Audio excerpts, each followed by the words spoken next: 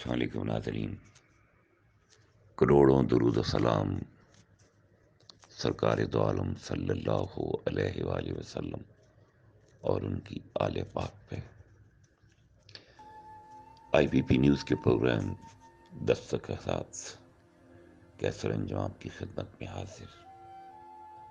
ہماری ہمیشہ سے کوشش رہی کہ اس پروگرام میں بلند و بالا ایوانوں میں بیٹھے ہوئے عوام کی قسمت کا فیصلہ کرنے والوں تک عوام کے دکھ، کرب اور جن مشکلات کا انہیں سامنا ہے ان سب کے حالات و واقعات ان تک پہنچائیں۔ لیکن ایوانوں میں چاروں طرف قبرستان سا سناٹا ہے، ان کے کان بہرے ہو چکے ہیں، سننے کی حس ختم ہو چکی ہے۔ پاکستان اس وقت انتہائی نازک دور سے گزر رہا ہے۔ سیاست کی شطرنج پہ جو مہرے کھیل رہے ہیں اور جو غیر ملکی دلال اس ملک کو اس وقت تباہی و بربادی کی سمت لے جا رہے ہیں، ان سے وفا کی امید رکھنا ایسے ہی ہے جیسے انسان صبح کو یہ کہے کہ یہ سورج نہیں، یہ رات ہے۔ عوام کی حالت کیا ہے؟ عوام پہ کیا بیت رہی ہے؟ عوام کن مشکلات کا شکار ہے؟ ان کو کچھ احساس نہیں۔ تباہی و بربادی کی طرف جاتا ہوا ہمارا ملک ہمیں احساس دلا رہا ہے کہ وہ ملک جس کے لیے اتنی قربانیاں دی گئیں، سہاگنوں کے سہاگ لٹے، ماؤں کے بیٹے موت کے گھاٹ اتار دیے گئے، شک میں مادر ہی میں معصوم بچوں کو ہمیشہ کے لیے موت کی نیند سلا دیا گیا۔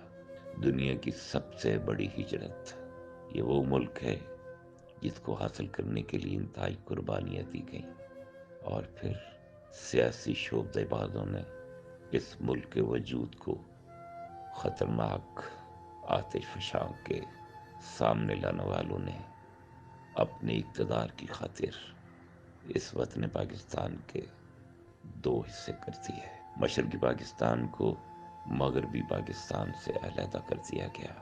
یہ پاکستان جو کلمہ طیبہ کے نام پہ حاصل کیا گیا، اسلام کے نام پہ جس کا وجود مرز وجود میں آیا، آج جس حال میں یہ ہمارا وطن ہے، یہ 22 کروڑ عوام، ان کی آہیں، ان کی سسکیاں سننے والا کوئی نہیں۔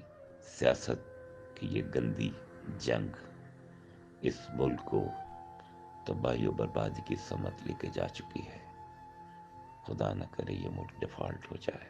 ایک ایسی اسلامی ایٹمی قوت جس کی فوج دنیا کی بہترین افواج میں سے ہے، ایک سازش کے تحت فوج کو متنازع بنا دیا گیا۔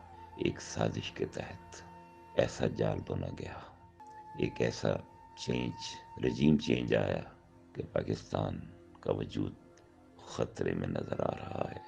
اپنی کرسیاں، اپنے اقتدار اور اپنی لوٹی ہوئی دولت کو بچانے کے لیے وہ ہمارا سودا کر چکے ہیں۔ ہمارے بچوں سے لے کر ہمارے بوڑھوں تک ہم سب آئی ایم ایف اور غیر ملکی طاقتوں کے سامنے ہم بک چکے ہیں، ہم خریدے جا چکے ہیں۔